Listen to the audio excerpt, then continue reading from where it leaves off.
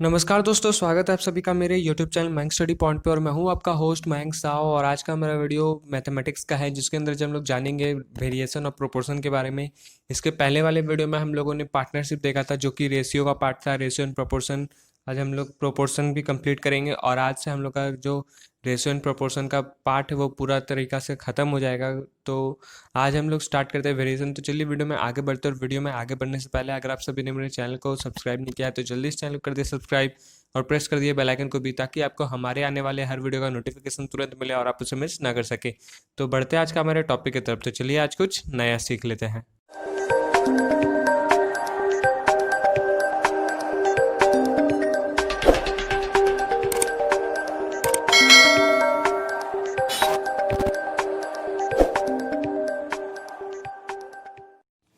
तो दोस्तों अब हम लोग यहाँ पे बात करें वेरिएशन की, तो यहाँ पे लिख लेते पहले वेरिएशन की। तो ये जो पार्ट है ये प्रोपोर्शन का है। प्रोपोर्शन प्रोपोर्शन का पार्ट है। और बेसिकली इसके दो टाइप्स होते हैं, एक डायरेक्ट, जिसे हम लोग डायरेक्ट प्रोपोर्शन, और दूसरा इन्वर्स या इनडायरेक्ट प्रोपोर्शन कहते हैं। इन्वर्स या इनडायरेक्ट प्रोपोर्शन कहते हैं। तो इसमें क्या होता है, तो सबसे पहले हम लोग बात करें यहाँ पे बेसिकली डायरेक्ट की। तो डायरेक्ट में जो होता है कि किसी भी, जैसे कि यहाँ पे हम लोग मान लेते हैं लेट एक्स और वाई। यहाँ पे ये दो प्रोडक्ट है, या तो ये प्रोडक्ट है और ये उसका कॉस्ट है। तो अगर प्रोडक्ट बढ़ रहा है तो उसका प्रोडक्ट इंक्रीज हो रहा है, तो उसका जो कॉस्ट है वो भी इंक्रीज होगा। अगर प्रोडक्ट का डिमांड घट रहा है तो प्रोडक्ट का प्राइस भी घटेगा। तो ये इस तरीके से होता है। तो जब इस तरीके से हो कि किसी प्रोडक्ट का दाम किसी का डिमांड से बढ़ रहा है तो दोनों बढ़ेगा, और घट रहा है तो दोनों घटेगा। और वही इनडायरेक्ट में क्या होता है, इनडायरेक्ट इनडायरेक्ट में ये होता है कि अगर प्रोडक्ट का दाम बढ़ रहा है तो प्रोडक्ट का कॉस्ट जो है वो घट रहा है, और प्रोडक्ट का डिमांड घट रहा है तो प्रोडक्ट का कॉस्ट जो है वो बढ़ रहा है। तो ये जो होता है इनडायरेक्ट होता है। इसे हम लोग इन्वर्स कहते हैं। जैसे इसी में हम लोग को समझ में आया कि एक चीज़ का दाम या डिमांड बढ़ रहा है तो उस चीज़ का डिमांड जो है, प्राइस जो है वो कम हो रहा है, और किसी का डिमांड कम हो रहा है तो प्राइस जो है बढ़ रहा है। यहाँ पे दोनों एक साथ होगा। यहाँ प्रोडक्ट का ले लो, या फिर किसी काम को ले लो, या फिर किसी भी चीज़ का, स्टूडेंट का रिजल्ट देख लो, कुछ भी देख लो, यहाँ पे सभी कुछ कैलकुलेट कर सकते हैं। यहाँ पे अगर किसी प्रोडक्ट का प्राइस, जैसे कि एक्स ऑरेंज का प्राइस 110 रुपये है, तो उसका आगे आने वाला, यानी कि जैसे कि हम लोग यहाँ पे मान ले कि एक जैसे कि यहाँ पे हम लोग डायरेक्ट में देख लेते पेन और उसका कॉस्ट। ठीक है, पेन को हम लोग एक्स ले लेते हैं और कॉस्ट को जो है हम लोग वाई ले लेते हैं। तो पेन, एक बार 10 पेन का प्राइस है मार्केट में 100 रुपये, 20 पेन का प्राइस है 200 रुपये, 50 पेन का प्राइस है 500 रुपये।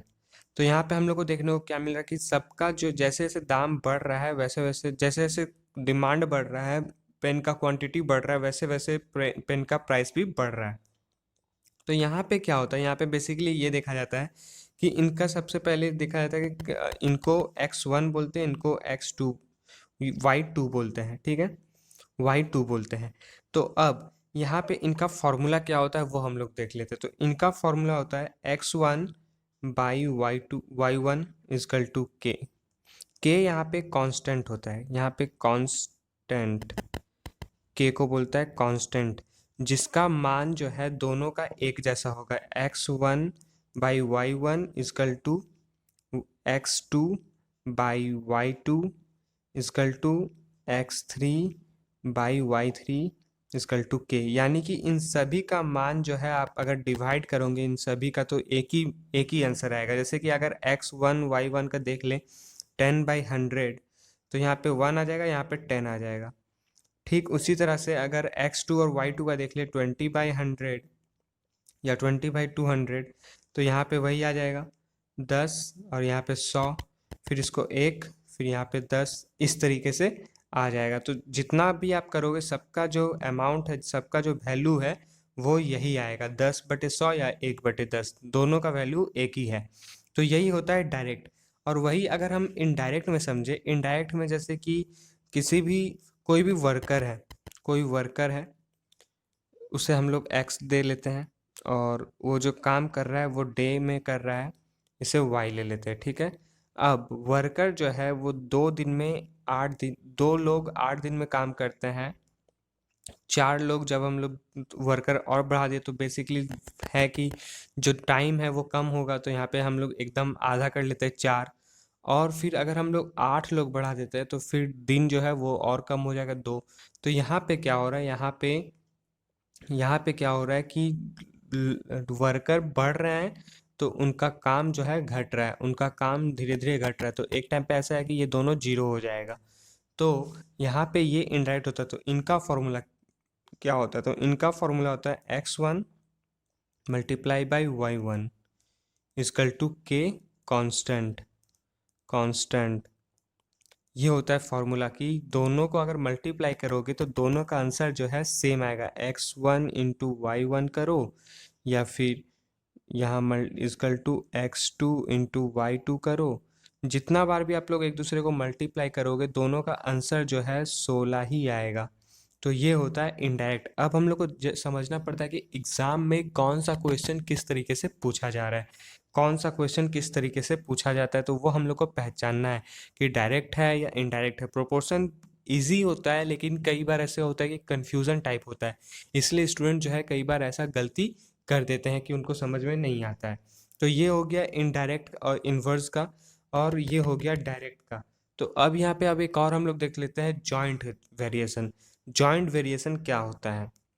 जॉइंट वेरिएशन हम लोग इसका एक और पार्ट बोल सकते हैं, जॉइंट वेरिएशन इसका एक और पार्ट बोल सकते हैं। हम लोग सभी के बारे में आने वाले वीडियो पे आराम से, बेसिकली आराम से हम लोग समझेंगे, एक एक क्वेश्चन हम लोग सॉल्व करेंगे।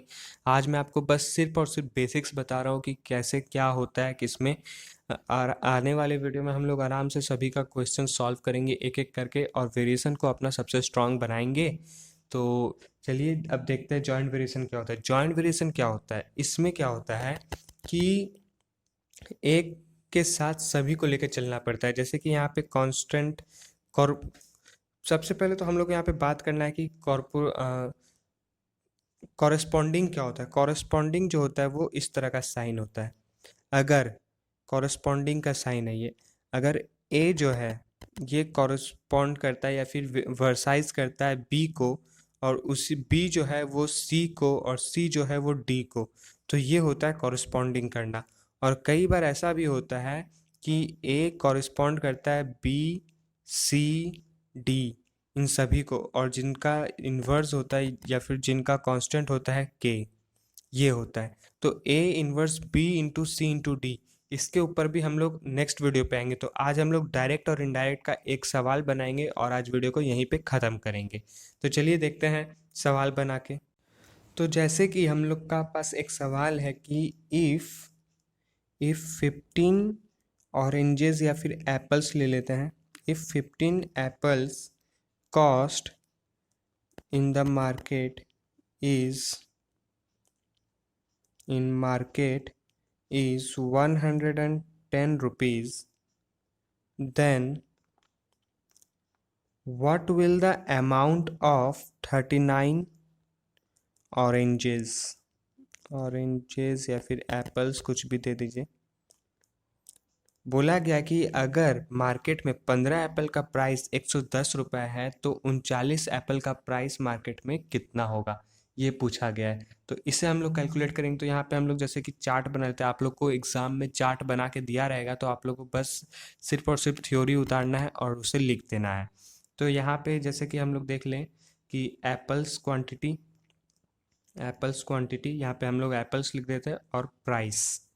अब हम लोग को सबसे पहले तो हम लोग को यही देखना कि ये डायरेक्ट है या इनडायरेक्ट है।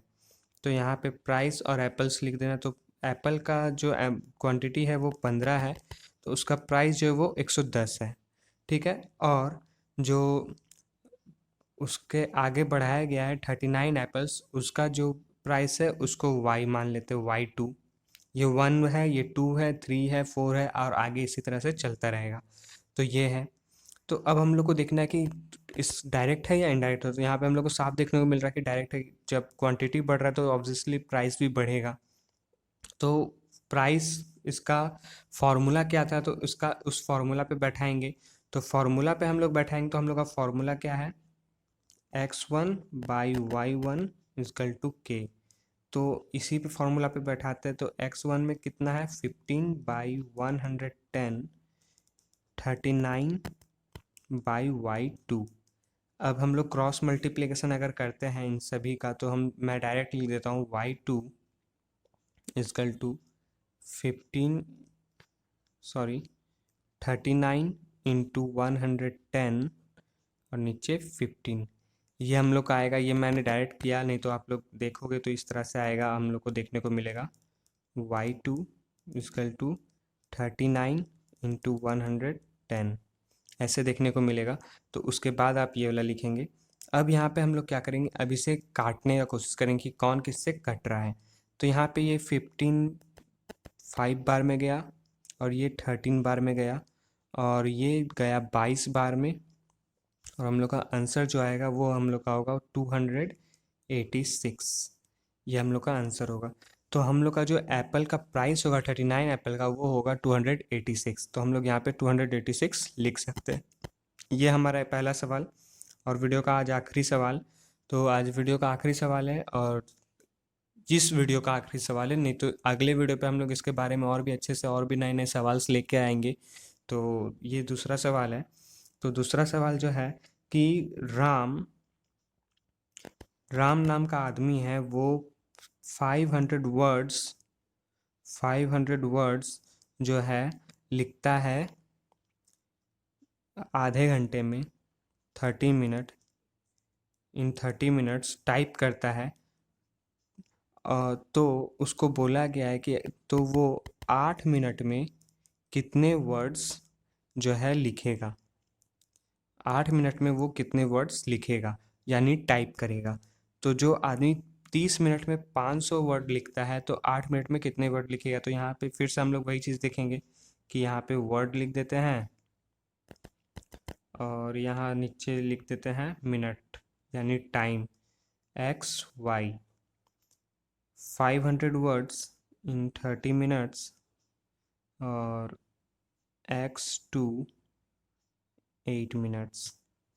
अब यहाँ पे हम लोग लिखेंगे x1/y1 is equal to k। Sorry, हम लोग यहाँ पे अब देखेंगे कि ये डायरेक्ट है या इनडायरेक्ट है। तो ये हम लोग को देखने को मिल रहा है कि ये भी करीब करीब इनडायरेक्ट है या फिर डायरेक्ट है। हाँ, ये डायरेक्ट है।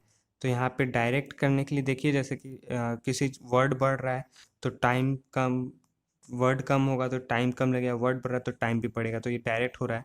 तो y1 इजकल टू k, इसका फॉर्मूला पे हम लोग अगर लिखते हैं 500/30 इंटू, या फिर इजकल टू, आप इंटू भी दे सकते हो, इजकल टू भी दे सकते हो। मैं डायरेक्ट आपको यहाँ पे बता रहा हूँ किस तरह से करोगे, x2/8। तो 500 into 8 divided by 30 is equal to x2। अभी से हम लोग क्रॉस मल्टीप्लिकेशन में काटते हैं। तो यहाँ पे अपना आ गया 400/3। अब ये कितने बार में कट रहा है, तो 3 1 जा 3, फिर 3 3 जा 9, 3 3 जा 9.3। इतना वर्ड, या फिर हम लोग राउंड फिगर में लिखे तो 133 वर्ड जो है वो 8 मिनट में लिखेगा। तो दोस्तों आज के लिए बस इतना ही। उम्मीद करता हूँ कि आप सभी को मेरा वीडियो पसंद आया होगा। तो जाते जाते वीडियो को लाइक करें और अगर आप चैनल पर न्यू है तो चैनल को सब्सक्राइब करें और प्रेस करें बेल आइकन को भी, ताकि आपको हमारे आने वाले हर वीडियो का नोटिफिकेशन तुरंत मिले और आप उसे मिस ना कर सके। तो मिलते हैं हमारे अगले वीडियो पे, तब तक के लिए जुड़े रहें मैंग स्टडी पॉइंट के साथ। वीडियो को पूरा देखने के लिए आपका बहुत बहुत शुक्रिया।